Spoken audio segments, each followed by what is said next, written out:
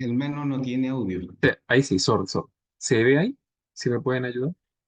Sí, hermano, se ve Ezequiel capítulo 2 dice. Sí, sí, perfecto. Ya. Voy a parar mi cámara un poquito. Ya. Bueno, primero que todo, buenos días, hermano. Espero que estén bien.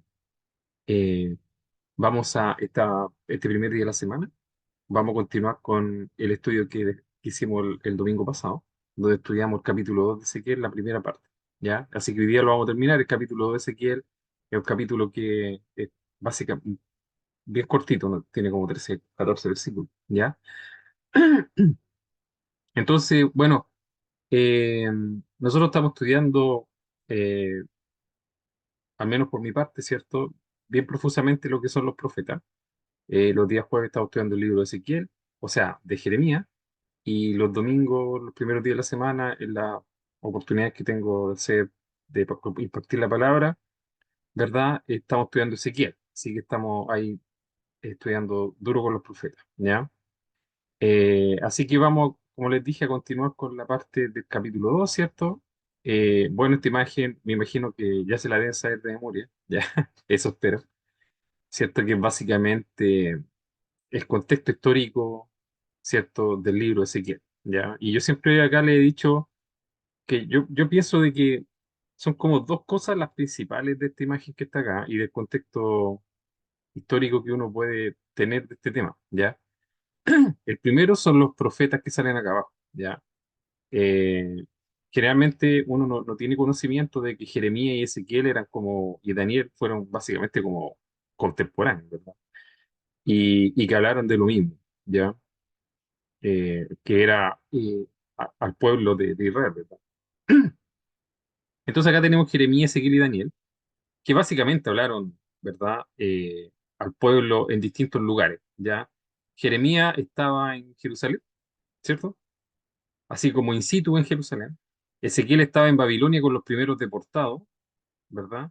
Y Daniel también estaba en Babilonia con los primeros deportados, o sea, Ezequiel estaba en Babilonia con los segundos y los primeros deportados, y Daniel estaba desde la primera deportación. Ya, ahora el papel de Daniel fue un poco especial porque Daniel fue llamado por el Señor, por Dios, para hablarle a los reyes más que todo. Ya Daniel hablaba en la corte real, porque él hablaba, tuvo directo contacto con Nabucodonosor y después con los reyes de Medos Persas, ¿verdad? Con Ciro, etcétera. ¿Ok? Mientras que Ezequiel, también considerando que estaba ahí en Babilonia, pero él le hablaba al pueblo, ya, que estaba ahí, no a la corte real. ¿Ok? Entonces, esa es como la diferencia entre Daniel y Ezequiel. Bueno, y Jeremías estaba en Jerusalén, y ahí le hablaba a la gente que quedaba en Jerusalén, ¿verdad? Yo creo que la peor parte se la llevaba Jeremías, porque los que habían quedado allá eran los más, digamos, duros, ¿verdad? Y esta parte acá del medio, ¿cierto? Nos enseña que la destrucción del templo fue en tres etapas, ya que no fueron consecutivas, siendo la primera en el año 605 y la final cuando se destruyó el templo en el 585. Entonces estamos hablando de 20 años de diferencia, ¿ok? O sea, un periodo de 20 años, ¿ok? 20 años es harto tiempo, ¿ok? Y a través de todo ese tiempo Dios le estuvo hablando, y incluso antes, ¿verdad? Sin cesar a su pueblo para que se arrepintiera, dándole oportunidades. Yo les decía a ustedes que cómo podemos interpretar esta etapa de cautiverio, que fueron tres sucesivas, pero no en el mismo tiempo, con una distancia aproximadamente de 10 años entre cada una, la podemos interpretar como advertencia de Dios, ¿ya? Advertencia fuerte, no tanto advertencia a través de la palabra de los profetas, sino que advertencia en cosas reales, tangibles que estaban pasando, pero el pueblo no escuchó, ¿verdad? Se negaron a escuchar y obedecer y finalmente en el año 585 antes de Cristo, ¿verdad? Bajó Nabucodonosor por tercera vez y ahí destruyó todo, ¿ya? Y ahí fue todo destruido completamente, ¿verdad? Entonces yo creo que estas son como las cosas más importantes de esta imagen y de este contexto histórico. No creo que sea tan relevante aprenderse los nombres y todo. Yo creo que principalmente saber básicamente que estos profetas hablaron lo mismo, dónde estuvieron profetizando y que el cautiverio o la destrucción del primer templo no ocurrió de la noche a la mañana, sino que ocurrió en un periodo de 20 años, ¿verdad? Con tres etapas de cautiverio, ¿ok? y que yo pienso que eso tiene que ser tomado como advertencias de Dios, por eso Dios lo hizo así. No fue que Dios dijo, ya lo voy a destruir y el- al otro día llegaron los ejércitos y destruyeron todo. No, no, fue así, ¿ya? Fue un periodo cierto largo en donde el Señor advirtió, advirtió, advirtió, advirtió, pero nadie escuchó, ¿verdad? Y eso nos enseña lo que dice la palabra, que el Señor eh, no quiere que nadie perezca, sino que todos procedamos al arrepentimiento, ¿ya? Y Él es paciente por eso, ¿verdad? Y acá tenemos una prueba de su paciencia, ya tuvo que estar soportando su pueblo más de 20 años, ¿verdad? Y dándole advertencia tras advertencia, pero bueno, lamentablemente no escuchó y esto nos sirve como lección a nosotros, ¿verdad? El día de hoy, ¿ok? Entonces, la semana pasada acá estudiamos de los versos 1 al 5, ¿ya? Acá tengo este niño, ¿verdad? Con cara de rebelde, ¿ya? No sé si exactamente eso, pero tengo un niño ahí con una actitud no muy amigable, ¿verdad? Como para representar la actitud poco amigable del pueblo, de Dios, ¿cierto? Que el Señor le dice la casa rebelde, ¿verdad? Y los versos 1 al 5 dicen, me dijo, hijo de hombre, ponte sobre tus pies y hablaré contigo. Luego que me habló, entró el Espíritu en mí, me afirmó sobre mis pies y oí al que hablaba y me dijo, hijo de hombre, yo te envío a los hijos de Israel, a gente rebelde, que se rebelaron contra mí. Ellos y sus padres se han rebelado contra mí hasta este mismo día. Yo pues te envío a hijos de duro rostro y de empedernido corazón, y les dirás, así ha dicho Jehová el Señor, ¿acaso ellos escuchen? Pero si no escucharen, porque son una casa rebelde, siempre reconocerán que hubo profeta entre ellos. Bueno, esta era la misión, esto fue lo que estudiamos el último domingo, esta era como la misión de Ezequiel, ¿verdad? Porque el capítulo 1 de Ezequiel en realidad no nos cuenta mucho la misión de Ezequiel, sino que nos habla de la corte celestial, ¿verdad? De la visión que tuvo Ezequiel. Entonces no nos habla mucho de cuál era la misión que tenía Ezequiel, ¿verdad? No como el capítulo 1 de Jeremías, no sé si se acuerdan ustedes, donde a Jeremías se le da la visión que él iba a hacer en el capítulo 1, ¿verdad? Pero en Ezequiel no, el capítulo 1 está como reservado para la visión de la corte celestial de Dios. Y en el capítulo 2 empieza el Señor a hablarle y decirle, oye, mira, esto es lo que tienes que hacer, ¿ya? Eh, entonces, esta era la misión de Ezequiel, ¿verdad? Y era una misión bastante difícil, ¿cierto? Porque él fue enviado a gente rebelde, ¿verdad? Que no querían escuchar, ¿no? Y ahí desarrollamos este tema, ¿verdad? Con mucho detalle. La semana pasada, unos puntos a resaltar fueron básicamente cuando hablamos de duro rostro, ¿verdad? ¿Qué significaba duro rostro? Y empedernido corazón, ¿verdad?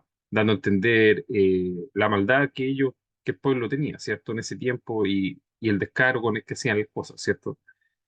Y bueno, este fue el trabajo que le dio Dios a Ezequiel. Y yo les decía que básicamente el trabajo que Dios le dio a Ezequiel es muy parecido al trabajo que tenemos nosotros el día de hoy, ¿verdad? Eh, si ustedes cambiaran acá, ¿cierto? O estos lo leyeran así como, como instrucciones de Dios a usted mismo, haría bastante sentido, ¿verdad? Porque básicamente el día de hoy, o en estos tiempos, ¿verdad? La gente es como de duro rostro y empedernido corazón, ¿verdad? Hay mucha gente que es de duro rostro y empedernido corazón. Eh, y de la misma forma que Dios envió a Ezequiel a ese tipo de gente, a ese tipo de gente en el sentido digamos, del carácter de la gente, ¿verdad? Dios nos envía hoy también a hablarle a gente que a veces, o la mayor parte de las veces, en muchas veces, van a tener una actitud de rechazo, ¿verdad? De rechazo al mensaje, de rechazo a la palabra de Dios, ¿cierto? Y son gente que es porfiada, ¿verdad? Es porfiada y no, digamos, no escucha el mensaje, etcétera, ¿ya? Es un mensaje que no es agradable de dar, digamos, es la conclusión, ¿verdad? Pero Dios le dijo a Ezequiel que no importaba, que tenía que darlo igual, ¿verdad? Eh, el Señor le dice, ¿acaso te escuchen? ¿Acaso ellos escuchen? O sea, mira, si te escuchan, bien, pero si no, bien también, porque eso va a dar testimonio de que yo le advertí, ¿verdad? Entonces, yo les decía que el trabajo que Dios le dio a Ezequiel fue un trabajo complicado, ¿verdad? No, no fue un trabajo fácil, ¿ya? No era hablarle a gente que eran devotas de Dios, ¿verdad? Porque de repente a veces, por ejemplo, usted se junta con una persona que es como creyente en Dios y todo como que fluye un poco más fácil, ¿verdad? Em, Entonces, entregar el mensaje a ese tipo de personas no es tan complejo, ¿cierto? Pero entregarle un mensaje a una persona que se niega de lleno es mucho más complejo, ¿verdad? Porque usted tiene que ahí estar soportando a veces eh, desagrado, improperio, de todo, ¿verdad? Y eso fue lo que tuvo que soportar Ezequiel, ¿ya? De hecho, ¿ok? Así que este era el trabajo que el Señor le dio a Ezequiel, ¿no? Y fue lo que estudiamos la semana pasada, ¿verdad? Entonces ahí desarrollamos tema, no lo voy a volver a repetir, obviamente, ¿cierto? Así que me voy a adelantar hasta la parte, ¿verdad? Que nos toca el día de hoy, ¿cierto?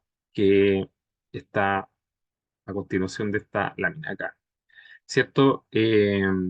No temas y sé valiente, ¿cierto? Y aquí tengo una imagen como de Superman, ¿verdad? Me imagino que todos conocen a Superman, o un superhéroe, ¿cierto?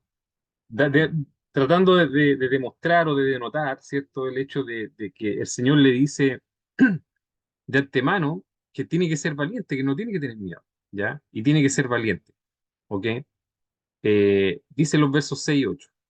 Y tú, hijo de hombre, no les temas ni tengas miedo de sus palabras, aunque te hay entre zarza y espinos, y mores con escorpiones, no tengas miedo de sus palabras, ni temas delante de ellos, porque son casa rebelde.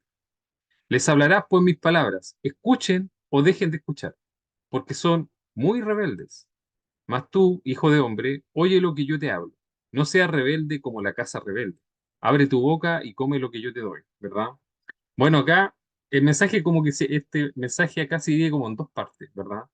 La primera es el aliento que el Señor le dice eh, a Ezequiel, ¿verdad? Le repite varias veces, ya voy a tratar de sacar el lápiz acá. Eh, por ejemplo, aquí le dice, no les temas, ¿cierto? Acá, una vez, ni tengan miedo, dos veces, ¿cierto? Eh, Dice, pues, no tengan miedo, tres veces, ¿ok? Ni temas, cuatro veces, delante de ellos, porque son casas rebeldes. Le hablarás por mis palabras, deje de escuchar porque son muy rebeldes. Mas tu hijo de hombre no seas rebelde. Bueno, acá uno, dos, tres, cuatro, cinco, y la palabra rebelde y temor se repiten varias veces, ¿cierto? Eh, y después que le dice y le da ánimo que tiene que ser valiente y que tiene que hacer las cosas que él le diga que tiene que hacer, le habla así como le dice ya, hace lo que yo te voy a dar, o sea, come, abre tu boca y come lo que yo te doy, ¿verdad? Y esta parte es como una parte que está eh, no ajena al capítulo 2 obviamente, porque es parte del capítulo 2 pero es como otro tema, ¿ya? Y este tema lo vamos a tocar también el día de hoy, ¿cierto? Pero es distinto a este tema. Quiero que entiendan de que esta parte que está acá es distinta a esta parte que está acá, ¿ya? En el contexto, en lo que está, en lo que quiere decir, ¿verdad? Entonces, esta parte se divide como en dos secciones. No se divide en su Biblia en dos secciones, pero para el análisis lo vamos a dividir en dos secciones, ¿ya? Entonces la primera es que le dice que no tiene que temer y tiene que ser valiente. Ya básicamente le dice tienes que ser valiente. ¿Por qué? Porque el trabajo que Dios le dio a Ezequiel era un trabajo difícil, ya como lo vimos la semana pasada, un trabajo complicado. Ya así que vamos a analizar esa parte, ¿verdad? Cierto, este es el texto que acabamos de estudiar, ¿verdad? Donde se repite muchas veces temer, ¿verdad? Miedo, temor, ¿verdad? Eh, ¿Cierto? Aquí tenemos de nuevo, ¿verdad? Ok, entonces se repite bastante lo que es el temor, ¿cierto? Que como todos sabemos, el temor no es del Señor, ¿cierto? Em, entonces aquí Dios le advierte a Ezequiel, ¿cierto? Que muchos iban a rechazar su mensaje, ¿ya? ¿Ok? Muchos iban a, no, no poco, sino que harto, ¿verdad? Entonces, que no, él no tenía que tener temor al rechazo, eso es lo que le está diciendo, ¿cierto? Ni miedo ni desesperanza, ¿verdad? Entonces el Señor lo repite, ¿verdad? Y quiero que a medida que vamos avanzando en este capítulo, piensen en ustedes mismos, ¿verdad? Y en la predicación del Evangelio, ¿ok? Cuando nosotros a veces tenemos la oportunidad de predicar el Evangelio, muchas veces no lo hacemos por temor al rechazo, ¿verdad? Eso es así, yo creo que a mí me ha pasado, yo creo que a todos nos ha pasado, ¿cierto? Temor al rechazo, al desprecio, etcétera. Pero aquí Ezequiel tuvo la misma situación, ¿verdad? Y el mensaje de Dios es el siguiente: no temas, sé valiente, ¿verdad? Este es el mensaje del Señor, tanto para Ezequiel como para nosotros el día de hoy. No temas, sé valiente, ¿verdad? Son las dos palabras que el Señor nos dice el día de hoy, también, ¿cierto? Por ejemplo, acá tenemos Josué 1:7, dice, solamente esfuérzate y sé muy valiente para cuidar de ser conforme a toda la ley que mi siervo Moisés te mandó. No te apartes de ella ni a diestra ni a siniestra para que seas prosperado en todas las cosas que emprendas. ¿Verdad? Acá tenemos cuando eh, una situación similar, cuando Moisés falleció antes de cruzar, ¿cierto?, la tierra prometida, y Josué quedó a cargo. Y, y la media pega para Josué, po. Era un trabajo complicado porque el pueblo siempre fue un pueblo que fue rebelde en general, ¿verdad? Y Moisés fue un hombre que fue, digamos, un siervo fiel de Dios por mucho tiempo, ¿verdad? Era como un ícono Moisés para el pueblo, ¿verdad? Como un ícono, ¿ok? Entonces, que Josué quedara con toda esa carga sobre su hombro era una carga muy, muy pesada, ¿cierto? Muy, muy, muy pesada porque se esperaba mucho de él. ¿Ok? Y estas fueron las palabras que el Señor le dijo a Josué, ¿cierto? Esfuérzate y sé muy valiente, ¿ok? Y es también algo similar a lo que le dice acá a Ezequiel, ¿cierto? De hecho, creo que antes nosotros cantábamos un himno de acá, no sé si me estoy equivocado, pero eh, que tenía relación con esta escritura. Creo que era Josué 1:9, no me acuerdo, ¿ya? Pero acá le dice, ¿cierto?, que que tenía que esforzarse y ser muy valiente, similar a lo que le dice Ezequiel, ¿ya? Entonces, l- casi todos los profetas, Isaías, Jeremías y Ezequiel, ¿cierto? Recibieron un llamado de Dios en una situación desesperada y tuvieron que estar preparados por una gran cantidad de rechazo, incluso amenazas contra su vida, ¿verdad?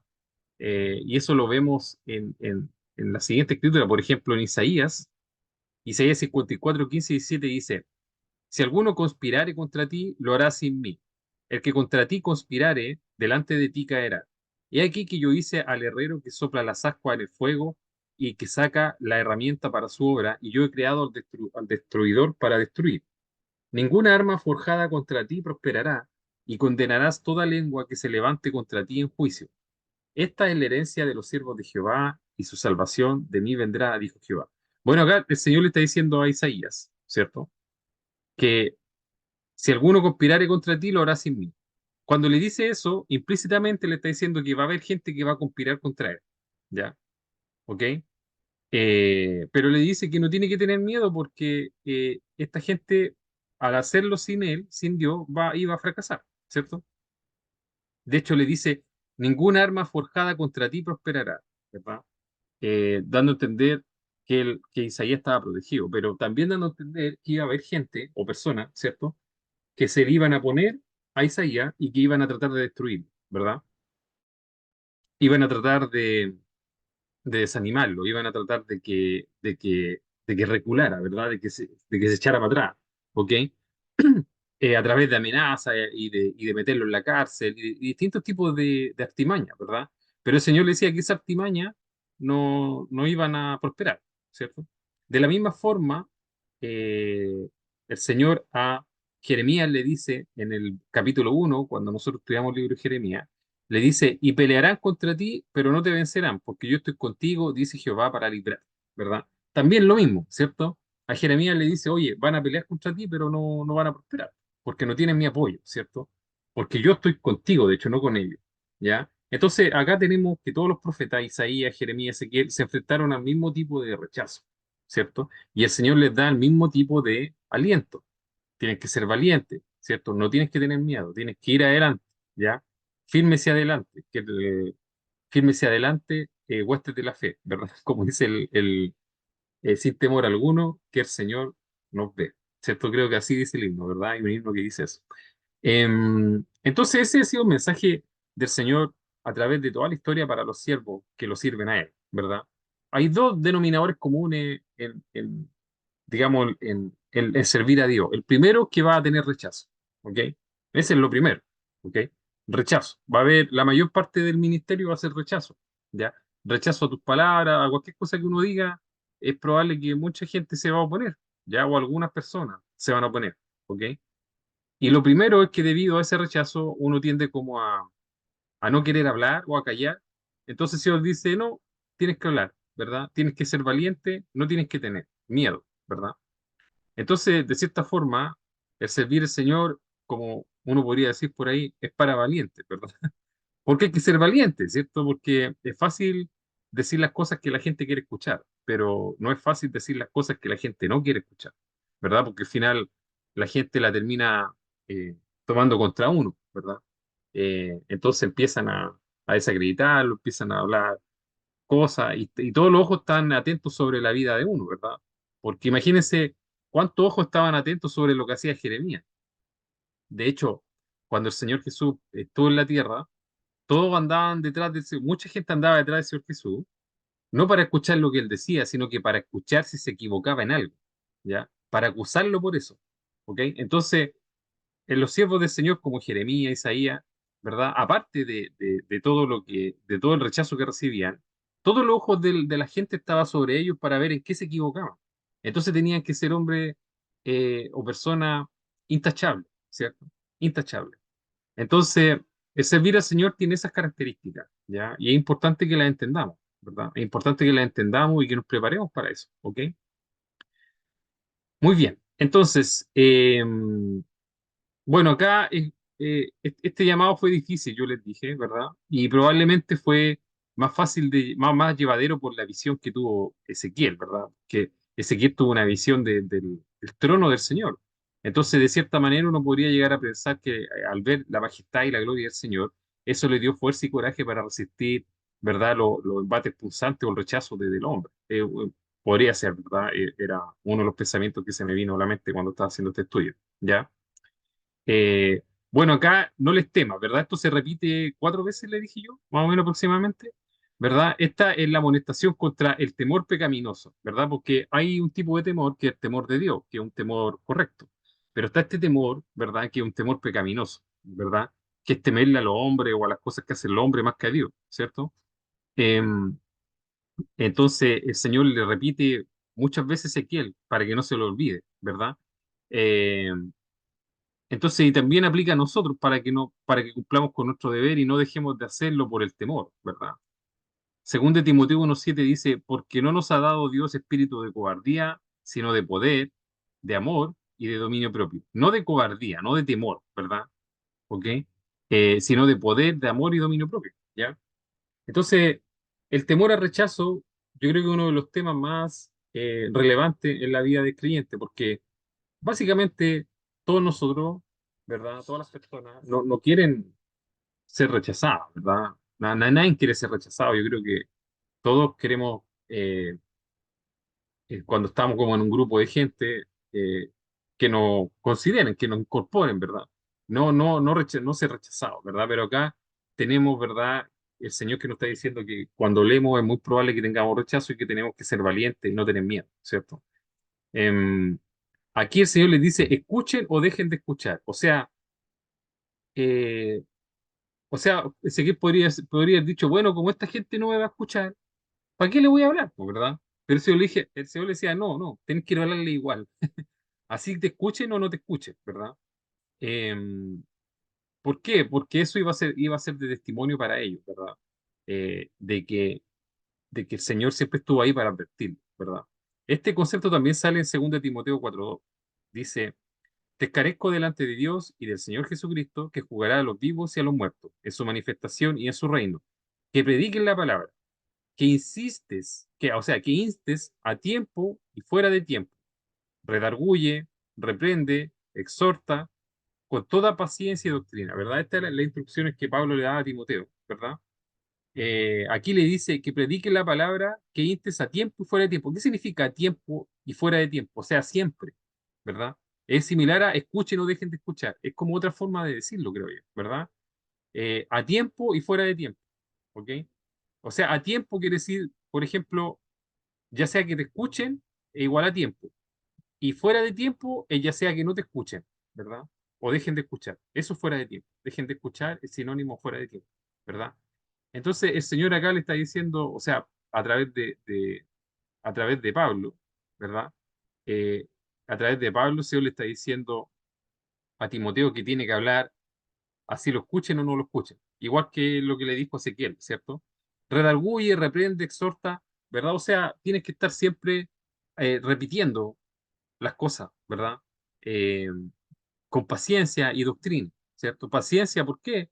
Porque hay que tener paciencia, ¿verdad? Para hablar algo, muchas veces hay que tener paciencia, porque uno le dice, ah, pero si ya te dije ya, ¿verdad? Pero si usted está siempre lo mismo, tiene que tener paciencia, y eso es lo que el Señor le pide y nos pide también. Y doctrina, ¿verdad? O sea, hablando cosas verdaderas, no cualquier cosa, ¿verdad? Sino que hablando la palabra del Señor, doctrina, ¿verdad? Lo que el Señor nos enseña. Em, entonces acá el mensaje, si ustedes comparan este mensaje de 2 de Timoteo con este que está acá arriba, es similar, no es distinto o tan distinto, ¿verdad? Es bastante parecido.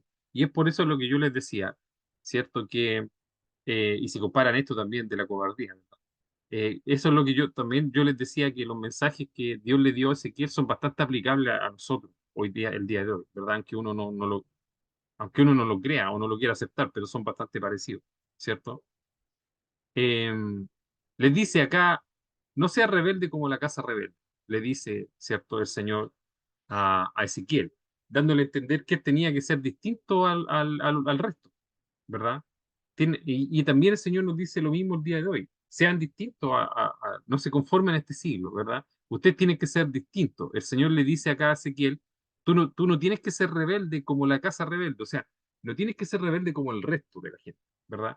Y el resto de la gente era el pueblo, ¿cierto? Porque el mensaje del Señor iba dirigido al pueblo, se circunscribía al pueblo de Israel. Entonces, cuando el Señor dice al resto, se refiere no al resto del mundo, se refiere al resto de la casa de Israel, ¿cierto? Entonces acá el Señor le dice a Ezequiel, no sea rebelde como la casa rebelde. La casa rebelde es Israel, ¿verdad? El pueblo, ¿cierto? El resto, por así decirlo, ¿verdad? Entonces, el pueblo era rebelde, pero Ezequiel no tenía que serlo, tenía que ser distinto, ¿cierto? Diferente. ¿Ok? Tenía que ser obediente al Señor, ¿ya? Y es lo que el Señor nos dice el día de hoy, ustedes no pueden ser como el resto de la gente, ¿verdad?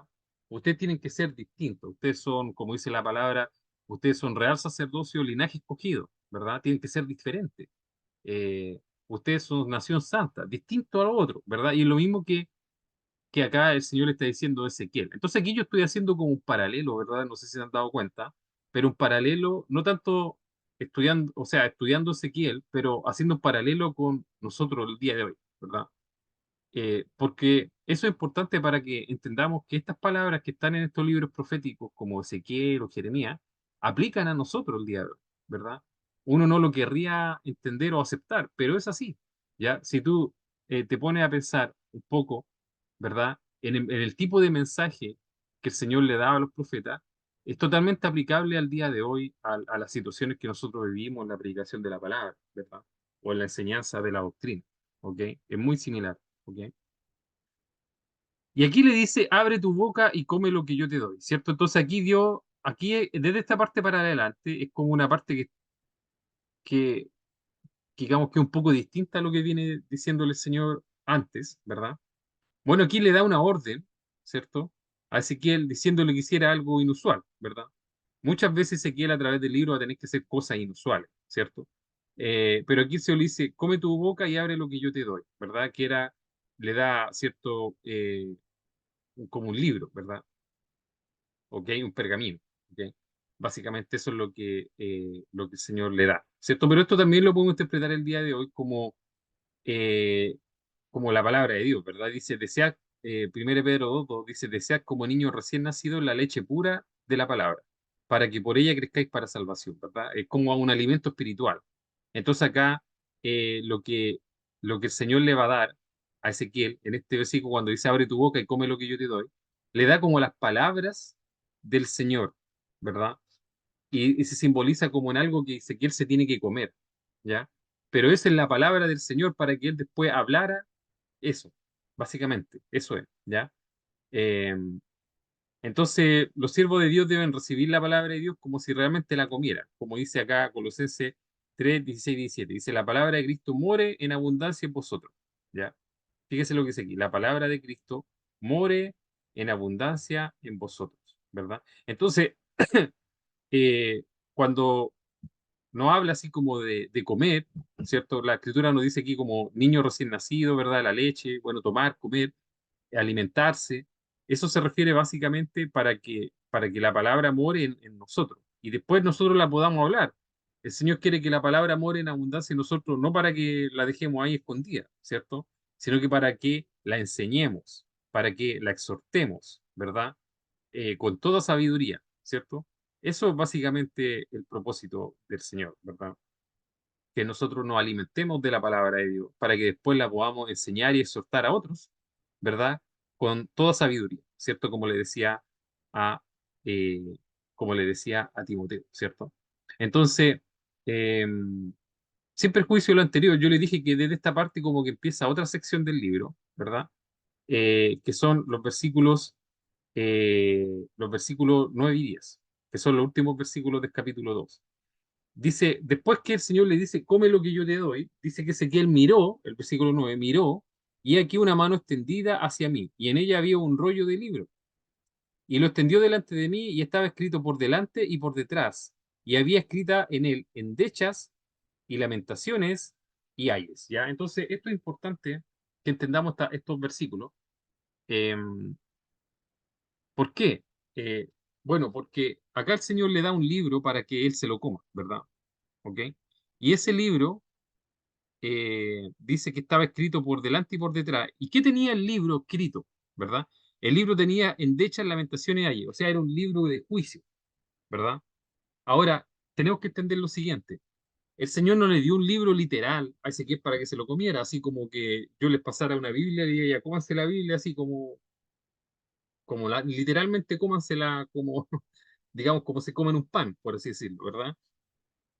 Eh, Ciertamente no, sino que fue básicamente algo así como que Ezequiel se comió ese libro y ese era como el conocimiento del Señor que le fue traspasado a Ezequiel. Las palabras del Señor le fueron traspasadas a Ezequiel para que él las hablara, ¿verdad?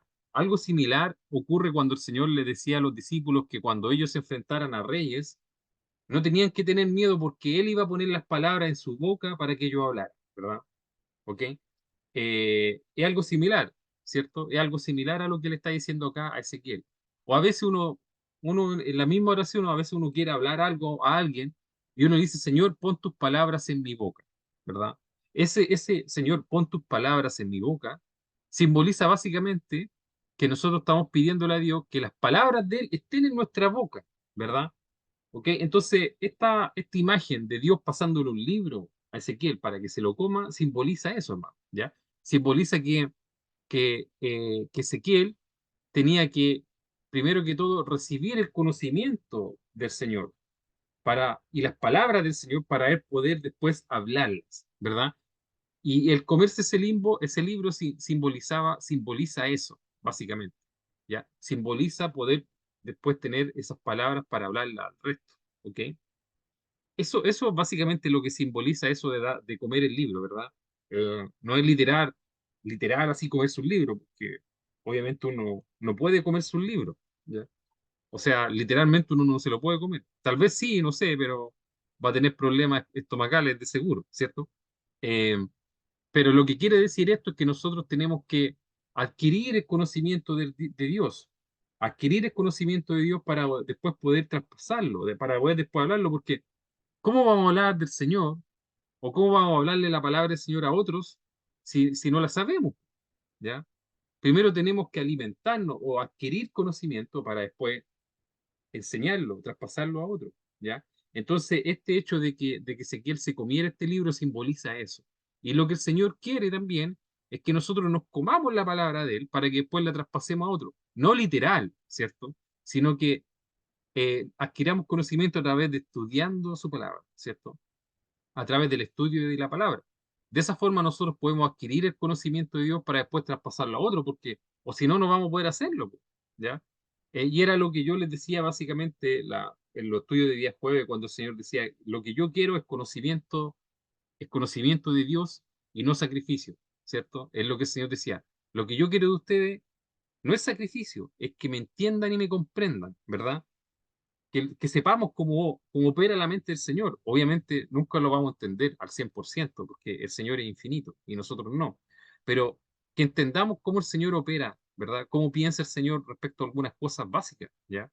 Em, Y para eso tenemos que alimentarnos de la palabra de Dios. Si nosotros no tenemos, hermanos, eh, una rutina de estudio de la palabra de Dios, no sé si rutina, pero un, algo así como, por ejemplo, como un hábito, ¿verdad? De estudiar la palabra del Señor al menos una vez a la semana, ¿verdad? No vamos a poder tener conocimiento de él nunca, po, ¿verdad? Porque es como obvio, ¿cierto? Cuando nosotros queremos prepararnos para algo, tenemos que estudiar, ¿cierto? Y los que estudian, los que estudiamos, sabemos lo que eso significa, ¿cierto? Si usted tiene que disertar sobre un tema, ¿cierto? Y no estudia, no va a poder disertar sobre el tema. Sí, así de simple, ¿cierto? De la misma forma, el Señor quiere que nosotros, ¿verdad? Nos comamos de cierta forma la palabra de Él para que después podamos traspasarla a otra, ¿ya? Eso es lo que quiere básicamente decir estos versículos, ¿ya? Eh, ¿Ok? Ahora, en, en, en el grande, digamos, a grandes rasgos, eso es lo que simbolizan estos versículos 9 y 10. Ahora, es importante, ¿cierto? También entender el rollo, ¿verdad? El libro, ¿ok? El libro tiene escrita endechas, lamentaciones y ayes. Eso es lo que está escrito dentro del libro, ¿verdad? El libro no tiene escrito bendiciones, ¿ok? No dice acá, había escrito en él bendiciones. No, no, no, no. Había escrito en él endechas, lamentaciones y ayes. O sea, ese rollo, ¿ok? Como dice, tenía escrito endecha, lamentación y ay. Esas son cosas malas, ¿ya? No son bendiciones, ¿ok? Son cosas malas. Endecha, lamentación y ay son así como juicios, son como maldiciones. De esas, así, ¿ya? Entonces, ¿qué simboliza este rollo? ¿Ya? Este rollo simboliza el juicio divino sobre el pecado del pueblo. Eso es lo que simboliza el rollo que el Señor le pasa a Ezequiel para que se lo coma, ¿verdad? Y este era el mensaje que él tenía que entregar, ¿ya? Era el mensaje y el mensaje que iba a ser rechazado, ¿verdad?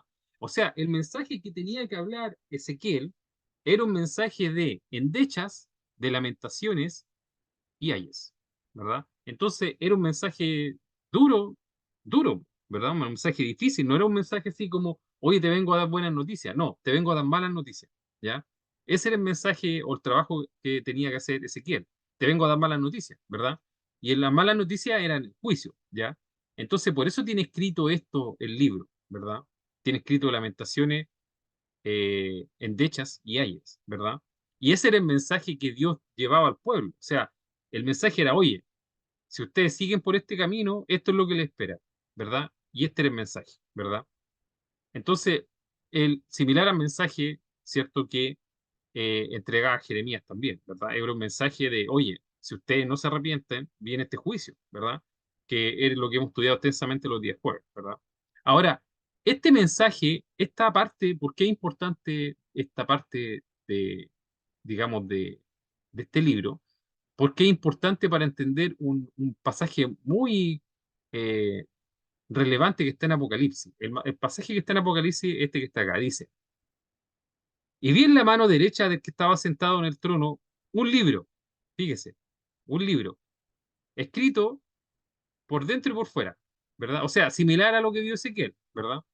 Aquí estamos en Apocalipsis, no estamos en Ezequiel, ¿verdad? Dice, sellado con 7 sellos, y vi un ángel fuerte que pregonaba a gran voz, ¿quién es digno de abrir el libro y desatar sus sellos? Y ninguno, ni en el cielo, ni en la tierra, ni debajo de la tierra, podía abrir el libro, ni aun mirarlo. Y lloraba yo mucho porque no se había hallado a ninguno digno de abrir el libro, ni de leerlo, ni de mirarlo. Y uno de los ancianos me dijo, no llores. He aquí que el león de la tribu de Judá, la raíz de David, ha vencido para abrir el libro y desatar sus sellos, sus 7 sellos, ¿verdad? Entonces, este capítulo que está acá, o sea, esta escritura que está acá en Apocalipsis, tiene que ser interpretada a la luz de lo que nos enseña el libro de Ezequiel que estamos acabando de estudiar, ¿verdad? ¿Ok? Porque resulta que Ezequiel, ¿verdad? También vio un libro, igual que Juan, ¿ya? Juan fue el que escribió Apocalipsis. Ezequiel, bueno, el libro de Ezequiel habla de él, ¿verdad? Y dice que Ezequiel vio un libro, ¿verdad? No lo dice como libro, dice como un rollo, así como estos libros antiguos, ¿verdad? Que están sellados con un sello, ¿verdad? Vio un rollo de un libro, ¿verdad? Y que estaba escrito por delante y por detrás, ¿ok? Y bueno, y eso es lo que vio Ezequiel. ¿Y qué ve Juan? Juan ve algo muy parecido. Dice que vio un libro en vez de un rollo, dice que vio un libro, ¿verdad?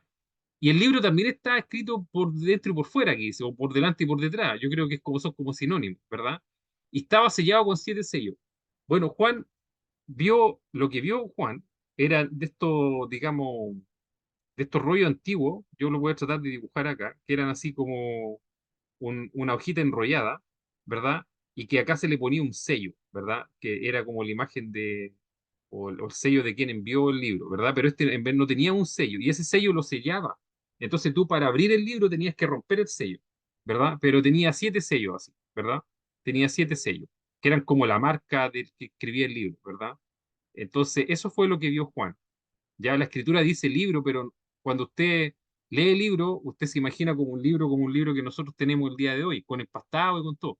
Pero en realidad lo que vio Juan era un rollo así como este, que yo estoy mal dibujando acá, porque no soy muy bueno para el dibujo, ¿verdad? Con sellos, como antiguamente, no sé si han visto en las películas que a veces la gente recibía un rollo, ¿verdad? Y con un sello. Entonces ellos rompían el sello y abrían el rollo y leían lo que se le envió.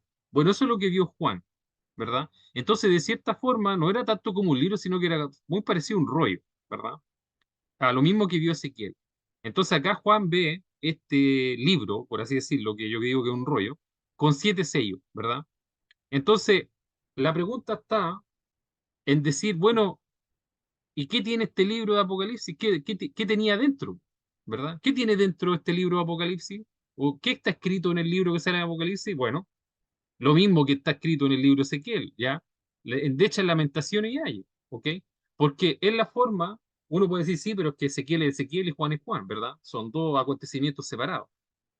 Sí, es verdad, son dos acontecimientos separados, ¿cierto? Pero la forma en que Dios traspasa sus mensajes son similares, ¿ya? Y de hecho, nosotros para interpretar este libro de acá, tenemos que primero interpretar este libro de acá arriba, ¿verdad?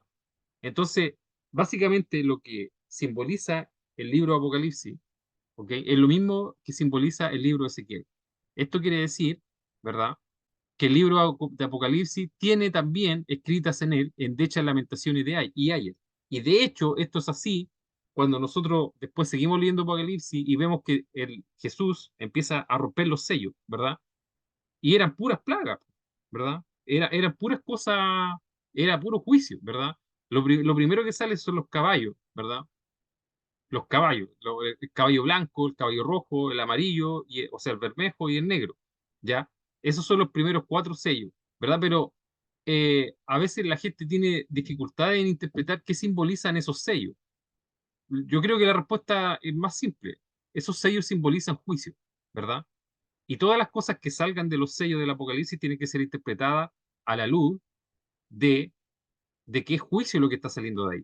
Porque el Señor, su juicio, las cosas que Él, eh, el juicio que Él retribuye a las personas por su pecado, lo escribe como en rollo, ¿ya? ¿Ok? Lo escribe como en rollo, ¿ok? El Señor como que lo escribe y después lo lanza, y la gente lo tiene que leer y hablar, ¿cierto? De la misma forma lo hizo acá, ¿cierto? Él lo escribió en un rollo, ¿verdad? Y lo selló con sello, y alguien tenía que abrir esos sellos para que el juicio se desatara, ¿verdad? Entonces, como yo le he dicho muchas veces, ¿verdad? Eh, lo que nosotros estudiamos en el Antiguo Testamento nos sirve mucho para interpretar el Nuevo, ¿verdad? Y como yo les decía siempre y le he dicho siempre a través de todos estos estudios, muchas de las cosas que se hablaron, ¿verdad? Antiguamente se hablaron también después en el Nuevo Testamento, ¿verdad? Y acá tenemos un ejemplo, ¿verdad? Les quise traer esto de Apocalipsis, no para interpretar Apocalipsis, sino que básicamente para que nosotros, como un ejemplo, para que veamos en dónde se aplican estas cosas. Estas cosas se aplican acá, ya esta imagen que está acá de un libro escrito por delante y por detrás, era lo mismo que, ¿cierto?, que el Señor le escribió a Ezequiel. Entonces la gente que leyó esta carta de Juan, yo creo que entendió al tiro lo que quería decir esto, porque ellos tenían mucho conocimiento de la Torá, ¿verdad? Del Antiguo Testamento. Tenían conocimiento de los profetas, entonces dijeron, esto está escrito, esto que sale acá en Apocalipsis es similar a lo que sale en Ezequiel. Entonces tiene que ser interpretado similar, ¿ya? Nos sirve para interpretar, entonces eh, es algo muy interesante, ¿cierto? Entonces, de la misma forma, el rollo que ve Juan, ¿cierto? Simboliza juicio divino sobre el pecado. ¿cierto?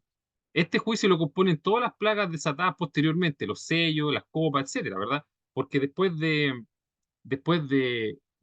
digamos, de que el Señor empieza a desatar estos sellos, se empiezan a liberar plagas, ¿verdad? Se empiezan a liberar, como dice acá, endechas, lamentaciones, ayes, ¿verdad? Eso es lo que empieza a liberar el rompimiento de los sellos, ¿verdad?